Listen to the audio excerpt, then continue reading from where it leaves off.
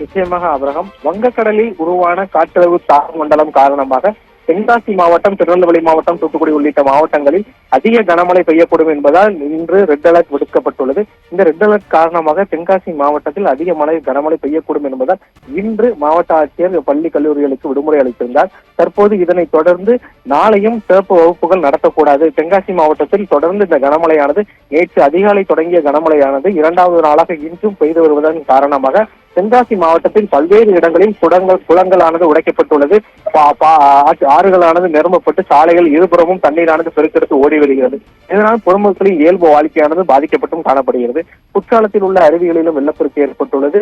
மேலும் குடியிருப்புகளில் தண்ணீர் புகுந்து, கடை வீதிகளில் தண்ணீர் புகுந்து என பல்வேறு பொதுமக்களின் இயல்பு வாழ்க்கையானது பாதிக்கப்பட்டு காணப்படுகிறது. இதன் காரணமாக தென்காசி மாவட்டத்தில் தொடர்ந்து மழை பெய்து வருவதன் காரணமாகவும் மாணவர்கள் சிரமத்திற்கு உள்ளாகக்கூடாது என்பதன் காரணமாகவும் பள்ளி கல்லூரிகளுக்கு நாளை எந்த விதமான சிறப்பு வகுப்புகளும் நடத்தக்கூடாது, தேர்வுகளும் நடத்தக்கூடாது என மாவட்ட ஆட்சியர் கமல் கிஷோர் ஆனந்த் எச்சரிக்கை விடுத்துள்ளார். அந்த வகையில் மாவட்ட பள்ளி நிர்வாகம், கல்லூரி நிர்வாகங்களுக்கு சுற்றறிக்கையான வழங்கப்பட்டு நாளை எந்த விதமான பள்ளிகளுக்கு சிறப்பு வகுப்புகள் மற்றும் தேர்வுகள் நடத்தக்கூடாது என மாவட்ட ஆட்சியர் விடுமுறை அளித்து உத்தரவிட்டுள்ளார் என்பது குறிப்பிடத்தக்கது. அவரகம்.